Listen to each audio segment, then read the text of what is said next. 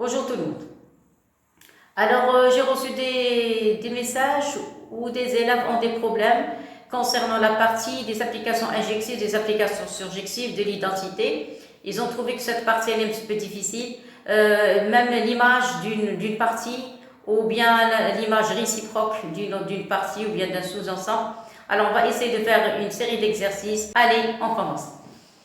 Vous avez une application définie par x, ax en fait correspond x facteur de 1 x au carré sur 1 plus x au carré de tout au carré. Alors la question c'est calculer f de 1 sur x. Alors on va commencer. Alors on a, première question, on a f de x est égal à x facteur de 1 moins x au carré sur, vous avez 1 plus x au carré de tout au carré. Alors ils nous ont demandé de calculer 1 sur x.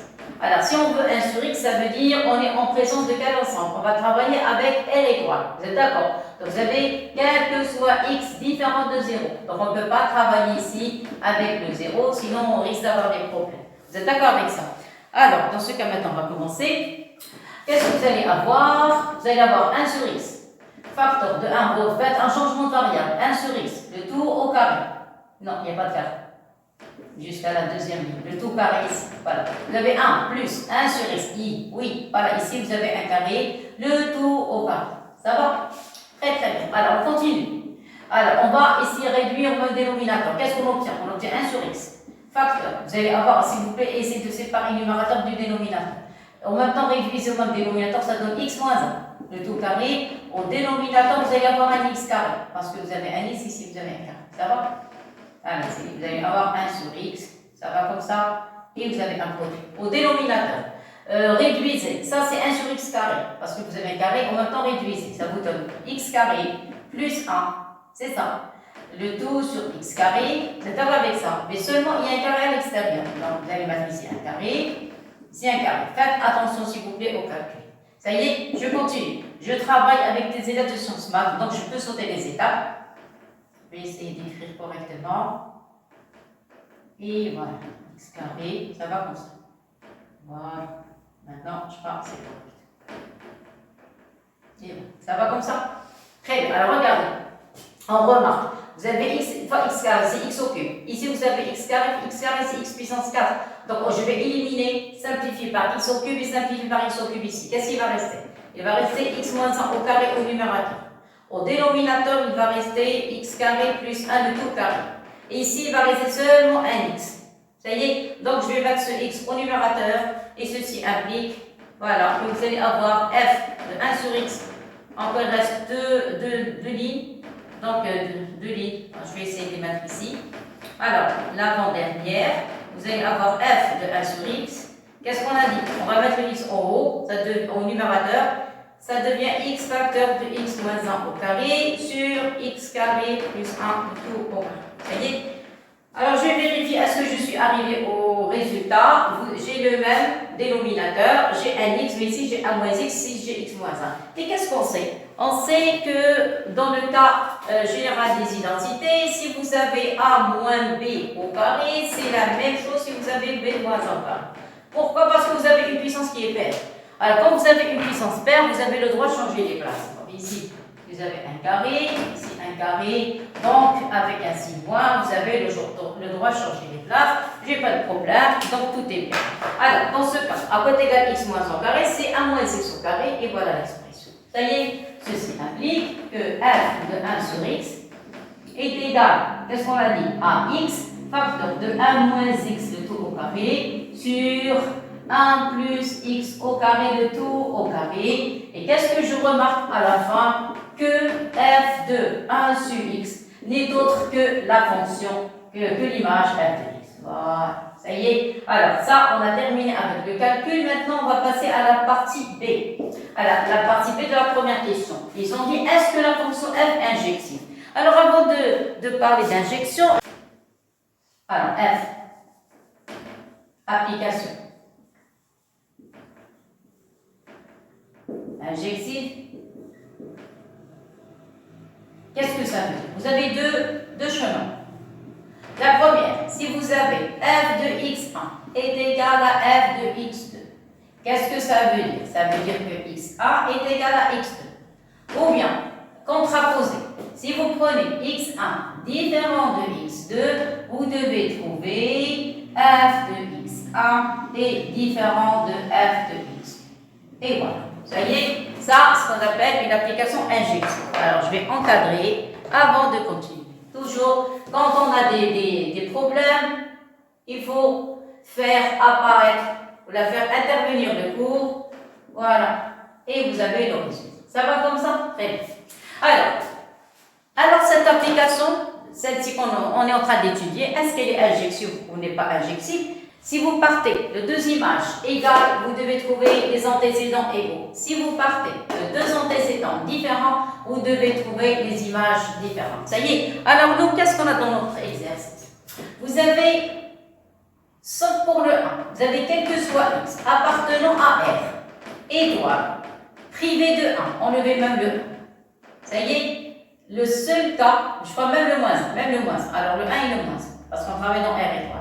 Si vous enlevez le 1 et le moins 1, qu'est-ce que vous allez avoir? Vous allez avoir x est différent de 1 sur x. Vous êtes d'accord? Parce que si vous prenez 1 ou moins 1, remplacez ici le moins 1, 1 sur moins 1, c'est moins 1. Ça y est, donc ça donne le même résultat. De même pour le 1. Le 0, je n'ai pas le droit d'avoir un 0 parce que je ne peux pas avoir un 0 au dénominateur. Donc, si vous enlevez seulement ces trois éléments, j'ai dit le 0, le moins 1 et le 1, toujours on a x différent de 1 sur x. Vous êtes d'accord avec ça? Très bien.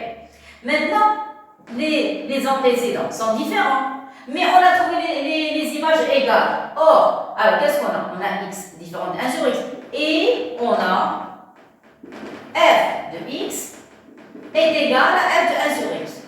C'est ce qu'on vient de trouver. Donc, si elle était injective, regardez, voilà, on est dans ce cas. Vous avez x1 différent de x, c'est ce que j'ai ici. Et vous avez, normalement, on devait avoir les images différentes. Et moi, je trouvais les images égales. Donc, elle ne vérifie pas cette relation.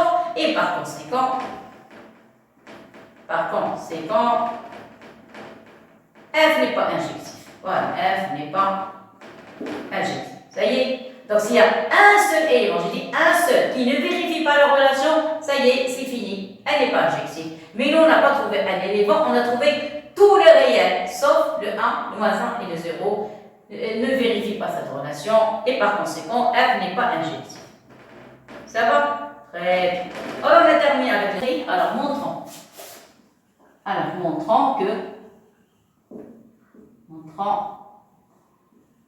que f de x est inférieur à 1.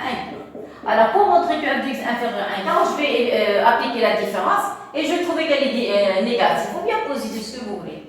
Je fais la différence. Alors, on calcule f de x moins 1 quart. Voilà, ça y est, vous avez x facteur de 1 moins x au carré sur, faites attention au calcul s'il vous plaît, c'est un petit peu difficile, au carré moins 1 quart.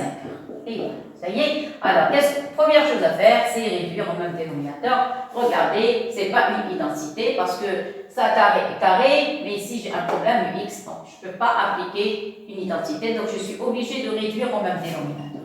Seulement, ce que je garde, c'est que le dénominateur est strictement positif, donc je n'ai pas de problème avec le dénominateur. Et il reste maintenant seulement le numérateur. Alors, pour le numérateur, on développe. Ici, vous allez avoir 4x facteur développé. L'identité, vous allez avoir 1 moins 2x plus x carré. Clair? Moins 1 fois l'identité. Alors, l'identité, vous la développez, vous allez avoir 1 plus 2x au carré plus x puissance 4. Clair? Bon. Alors, après, qu'est-ce que je vais faire? Je vais classer par ordre décroissant. Vous avez un dénominateur qui est positif, strictement même positif, je n'ai pas de problème avec le dénominateur. Je vais classer par ordre décroissant. La plus grande puissance, c'est x4. Donc, vous avez un signe moins ici. Donc, vous avez moins x4.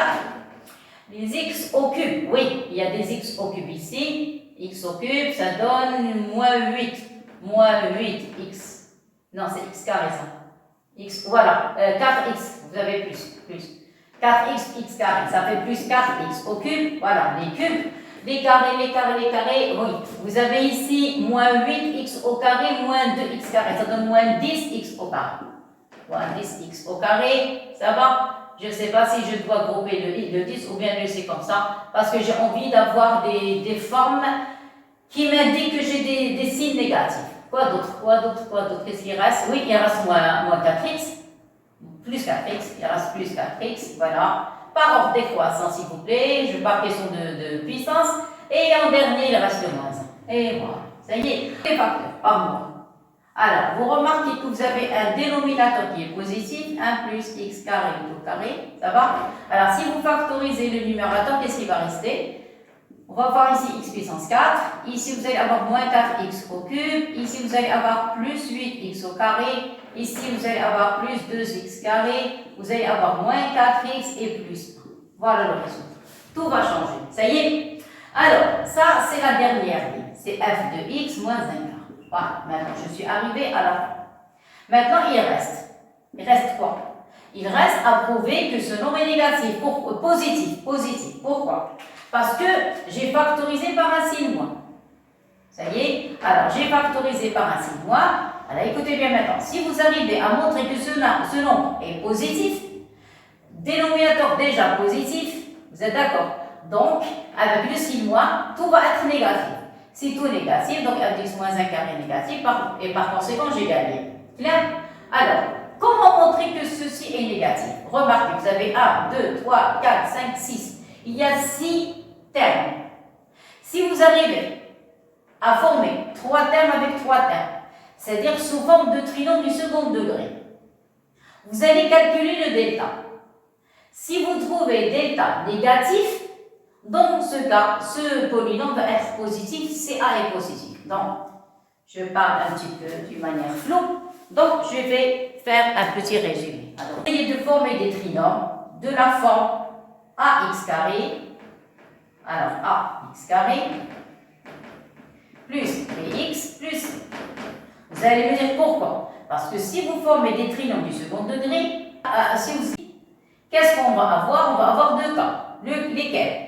Le premier, si A est positif, ceci implique que ax carré plus bx plus c va être positif. Si vous avez A inférieur à 0, par conséquent, le ax carré plus bx plus c va être inférieur à 0. Ça y est? Alors ça, c'est rappel. Alors, niveau tronc commun. Ça y est? Alors, vous allez me dire, oui, on a un trinôme, le voile de second degré, mais celui-là, on pouvait factoriser par x carré. Mais seulement, je répète, vous devez avoir un delta négatif. Si vous n'arrivez pas à avoir un delta négatif, vous risquez d'avoir des problèmes. Alors, vous avez déjà 6. On va essayer de faire des tâtonnements. Je vais essayer de calculer. Ça y est. Sinon, moi, je me mets à la place d'un élève. Je n'ai pas envie de travailler dans le cas d'un prof. Le cas d'un élève. Je vais prendre les 3 premiers. Je vais calculer le delta. Si je trouve delta négatif, ça marche. Vous avez ici A positif, donc ce nombre va être positif. De même, je vais calculer le delta de ce nombre. Ça y est. Si je trouve le delta de ce nombre négatif, ça marche. Mais moi, je remarque une chose. Si vous prenez cette écriture, après je vais enlever, regardez, suivez la flèche, la collab. Si vous arrêtez ici, ça ne marche pas. Pourquoi? Regardez, calculez delta de ces 3. Delta de ces 3 termes. B carré, c'est 16. Moins 4 fois 2, 8. 16 moins 8, c'est 8 positif. Donc ça ne marche pas. Moi, j'ai envie d'avoir un delta négatif. Donc si vous prenez C3 avec C3, ça ne marche pas. Et il y a des élèves qui vont me dire que ça, c'est pas un trinôme du second degré. On peut factoriser par x carré. Si vous factorisez par x carré, vous allez avoir ici x carré, moins 4x plus 8, et voilà, un trinôme du second degré. Ça va? Attendez, ce que j'ai fait. Voilà, vous êtes d'accord avec ça? Attendez, je vais effacer. Alors, égal. Ça y est, je continue. Donc, cette décomposition n'est pas bien. Alors, remarquez qu'on a combien de x carré? Vous avez 8 et 2, ça donne 10. Donc, je vais essayer d'avoir un delta ici négatif, un delta ici négatif. Ça y est? Alors, vous avez 10. Attendez, 10. Je peux diviser 10 en deux parties, 5 et 5. Donc, je vais mettre un 5x au carré de ce côté, un 5x au carré de ce côté. Ça y est? Alors, je continue. Ceci implique que f de x moins 5 quart est égal, n'oubliez pas le moins. Attention, le moins, c'est lui qui nous donne le signe. Vous avez un dénominateur qui est strictement positif, x carré au carré. Vous allez grouper les deux premiers, 8 et 2, ça donne 10. Je vais prendre que 5. Donc, et factoriser par x carré. Donc, ici, il va rester x carré. Ici, il va rester moins 4x. J'ai dit, vous avez 10x au carré, je n'ai pris que 5. Alors, dans ce cas, ça va être plus 5. Je ferme les parenthèses. Plus le reste. 10, j'ai pris 5x au carré. Donc, il me reste encore 5x au carré.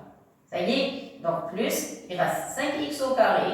Ça y est. Il reste moins 4x. Et il reste plus 1.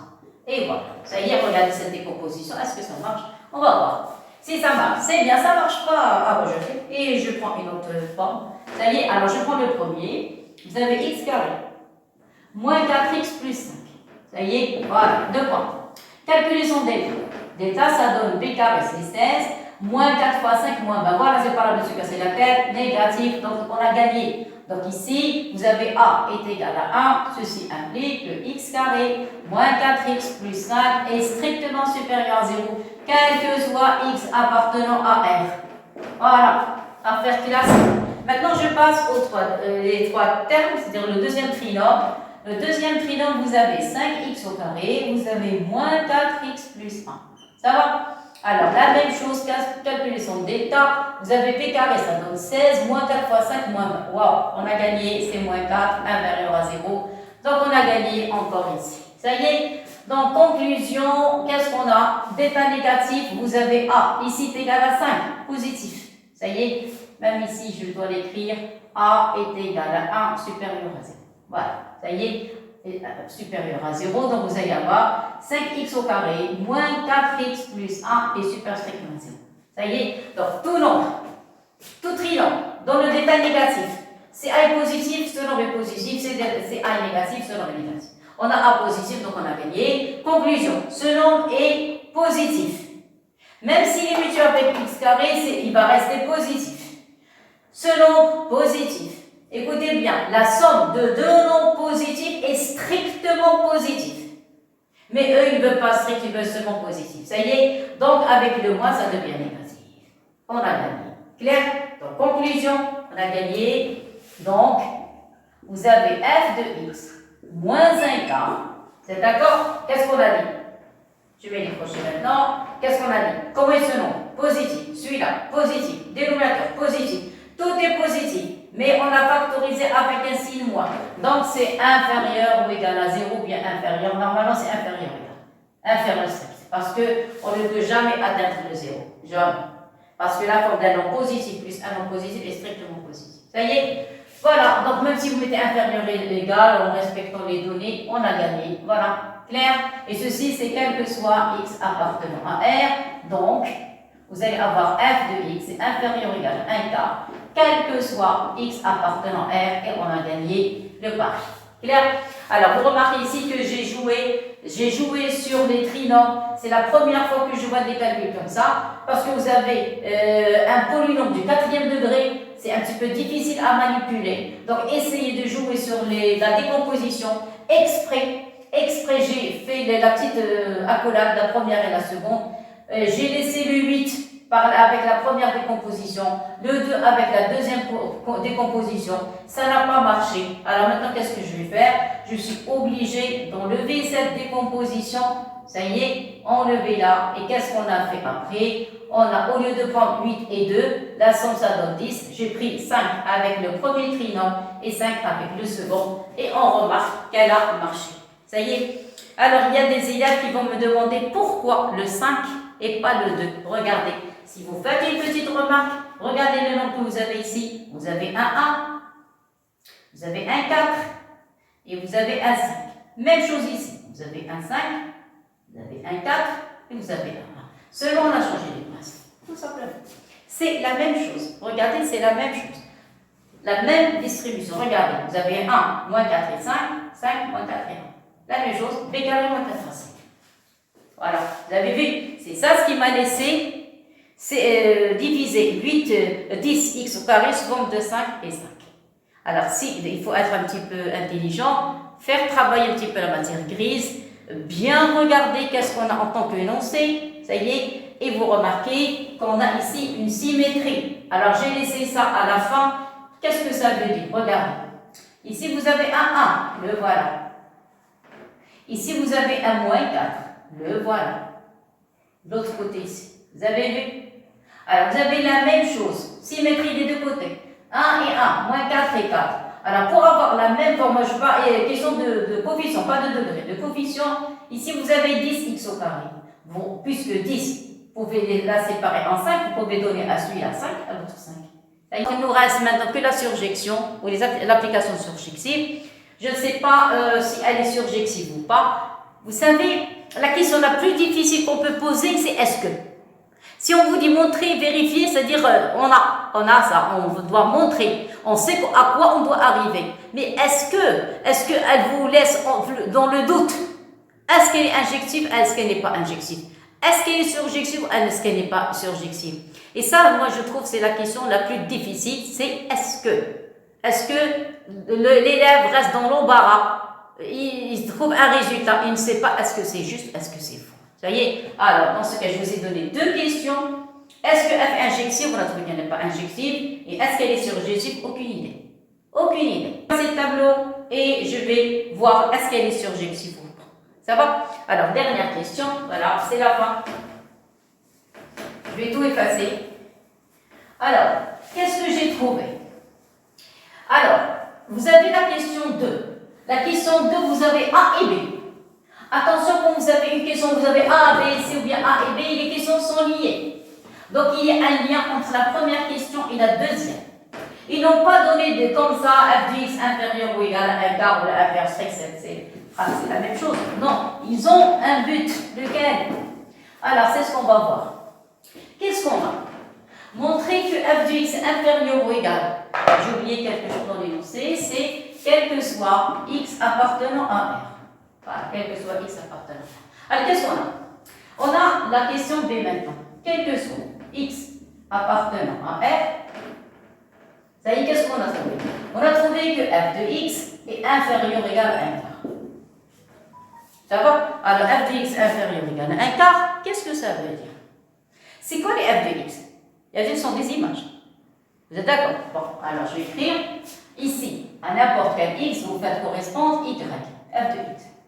C'est quoi f de x? F de x, c'est y. Donc ça, c'est l'ensemble de départ, ça, c'est l'ensemble d'arrivée. Ça y est? Mais l'ensemble R, il est formé de quoi? Il est formé, alors pour l'ensemble R, vous remarquez que ça vient de moins l'infini. Vous avez ici le 0, vous êtes d'accord? Et après, il y a les nombres positifs. Vous êtes d'accord? De même, ici, vous avez l'ensemble R. Alors, ici, n'importe quel x appartenant à R. Regardez, n'importe quel x appartenant à R. Vous remarquez, ça, j'ai mis des ensembles de ce côté, ça dans le cas de E, et dans ça, le cas de F, et vous avez l'application. Mais nous, ici, on n'a pas des ensembles. De ce côté, on a R. Donc, R, je l'ai écrit exprès, d'une manière, j'ai mis d'une manière horizontale exprès. C'est quoi ça? Ça, c'est l'ensemble des x, et ça, l'ensemble des y. Ça va? Très bien. Ça, le départ, et ça, l'arrivée. Vous êtes d'accord? Tous les x de R, quel que soit x appartenant à R, ils ont des images. On peut les trouver ici. L'ensemble d'arrivée. Parce que vous avez de R vers R. Clair? Mais l'ensemble d'arrivée, tous les y, f de x égale y. Qu'est-ce qu'on a? On a f de x est inférieur ou égal à 1 quart. Qu'est-ce que ça veut dire? F de x, c'est y. Donc y inférieur ou égal à 1 quart. L'ensemble d'arrivée, 0. Ici, vous avez un 1. Voilà. Le 1 quart se trouve par ici. Alors ici, c'est la moitié, donc 1 quart, le voilà, 1 quart. Tous les y, regardez, les x ont pris tout l'ensemble. Donc, la fiche soit plus infinie. Mais les y, ils sont plus petits que 1 quart. Donc, ils vont prendre que ces valeurs. Qu'est-ce que ça veut dire? Tous les x de R, tous les x. Voilà. Il vaut mieux mettre ça en rouge comme les autres. Voilà. Vous allez comprendre pourquoi. Alors, j'essaie d'expliquer seulement. Alors, vous avez l'ensemble de départ, le voilà, R. Ça y est. Alors, vous avez l'ensemble R. Le voilà. Et qu'est-ce qu'on a dit? Tous les x de R. Positif, négatif, tous les x de R. En des images. Par l'application F. Vous êtes d'accord? Ces images sont des f de x. Et ces f de x sont des y. Et les y, puisque f de x est inférieur ou égal à 1 quart, donc y inférieur ou égal à 1 quart. La construction d'une application, on la construit comme ça. À x, on fait correspondre f de x égale à y. Tous les y sont plus petits que 1 quart. Donc toute cette partie qui est rouge, c'est pour ça que j'ai effacé, toute cette partie qui est rouge, tous toutes les images de ces x, voilà, ils sont plus petits que 1 quart. Et qu'est-ce que je remarque? Que l'ensemble R, au-delà de 1 quart, les y n'ont pas d'antécédents. Regardez, à partir de cette partie, tous les nombres qui sont supérieurs à 1 quart, rien du tout. C'est un point d'interrogation. Ces y n'ont pas d'image, n'ont pas d'antécédents. Vous avez compris maintenant pourquoi j'ai changé de couleur? Tous les x de R ont des images. Des images quoi? Y. Vous êtes d'accord? Des Y.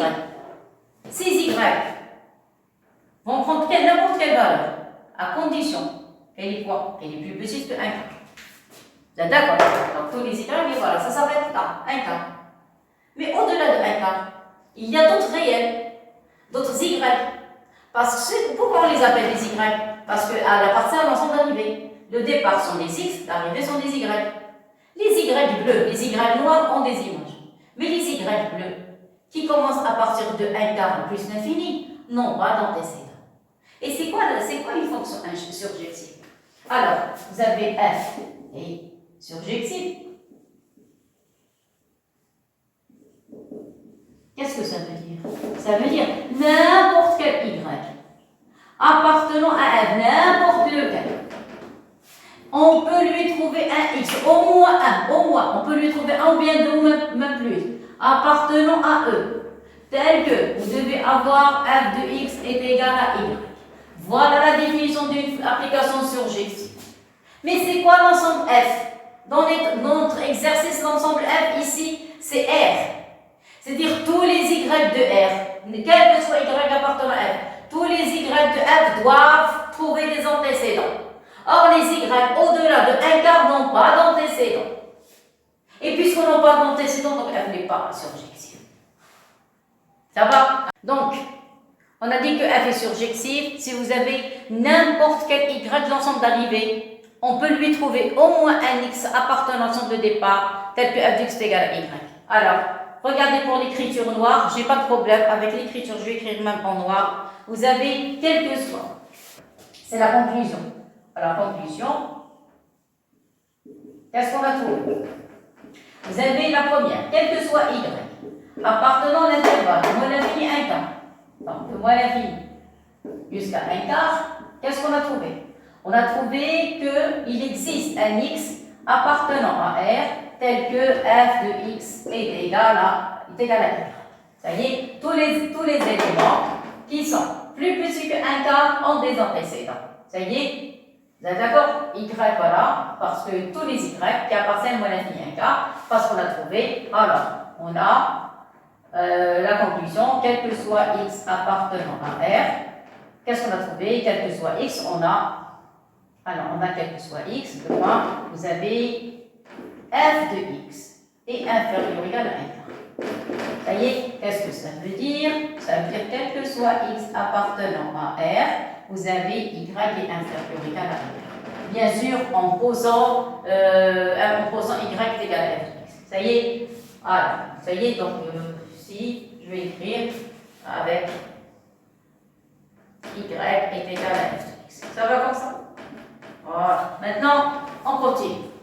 Maintenant, si vous prenez la partie qui est en bleu, quel que soit y appartenant à l'intervalle de 1 quart, la partie qui est en bleu, jusqu'à plus l'infini, tous ces y n'ont pas d'antécédents. Il n'existe pas de x appartenant à R tel que f de x est égal à y. Pourquoi? Parce que tous les y qui appartiennent à l'infini 1 quart ont pris tout le réel. Ça y est, ils n'ont rien laissé pour les autres. Et par conséquent, voilà, et par conséquent, c'est quand f n'est pas surjectif. Alors, surjectif. Et voilà, ça y est. Alors, on a terminé l'exercice. Alors voilà, on a terminé le premier exercice. Maintenant, on va passer à un autre. Seulement, je ne vais pas considérer l'ensemble R. Je vais prendre des parties de P de E. Je vais travailler dans des ensembles quelconques. D'une part. D'autre part, j'ai une remarque à faire. Il y a des élèves qui m'ont demandé qu'ils ont des problèmes quand ils veulent montrer qu'une application est surjective. Ils m'ont demandé il y a combien de manières pour montrer qu'une application est surjective. En général, on peut appliquer la propriété du cours. Si vous voulez montrer qu'elle est surjective, il suffit seulement de montrer pour tout y de l'ensemble d'arrivée, il existe un x dans l'ensemble de départ tel que f est égal à y. Ça, c'est la propriété du cours qu'on a donné. Bon, deuxième façon pour montrer qu'une application est surjective, des fois on donne ça, c'est par construction, selon l'énoncé. Selon l'énoncé, vous avez un ensemble de départ, un ensemble d'arrivée, et dans l'énoncé, vous trouvez pour tout y de l'ensemble d'arrivée, on trouve un x dans l'ensemble de départ tel que f de x est égal à y. Écoutez, moi, quand je parle de x et y, c'est dans le cas général. Selon l'écriture de l'ensemble, selon la construction de l'exercice, je ne sais pas de quoi il s'agit, mais en général, on donne ça par construction. Troisième partie, quand vous avez une application bijective. Donc, si elle est bijective, elle est surjective. Et la dernière, des fois, on vous donne une application et vous arrivez à montrer que, alors si vous arrivez à montrer que f de e est égal à f, automatiquement f est surjective. Alors dans ce cas, vous allez avoir f est surjective. Alors, surjective, pourquoi? Surjective, pourquoi? Parce que tous les éléments de l'ensemble d'arrivée ont des antécédents. Dans l'ensemble, vous avez f de est égal à f, tous les y de l'ensemble d'arrivée ont au moins un antécédent dans l'ensemble de départ et par conséquent, vous pouvez conclure que f est une application surjective. Voilà, en général, les trois possibilités pour montrer qu'une application surjective. Alors maintenant, on va passer à un autre exercice.